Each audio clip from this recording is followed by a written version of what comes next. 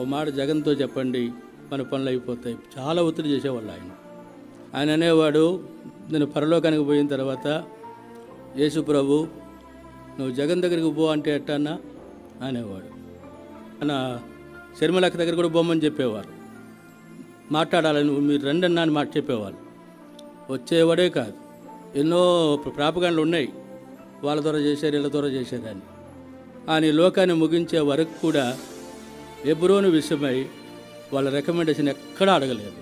కొంతమంది చాలా ఎస్తేరు చూడండి అన్న, అందుకే కదా ఎస్తేరు ఏర్పాటు చేసుకుంది, ఈ నిలబడినందు నువ్వు కూడా దేవుడు ఆ స్థానంలో ఉంచాడన్న అంటే, లేదన్నా జగన్ దగ్గరికి పోమంటే ఎట్టా అన్న నన్ను యేసు ప్రభు, నేను పరలోకానికి పోవాలన్నా అనేవాడు. ఆయన మీద ఉన్న అపోహలన్నీ కూడా ఒట్టి ఆయన ఏ నిష్ఠేత కలిగి ఉంటాడో అదే మాట మీద నిలబడతాడు. ఆ విధంగా నిత్యమైన మహిమలోకి తన దాసుని తీసుకుని పోయినారు. ఎంతో మాదిరికరమైన వ్యక్తి.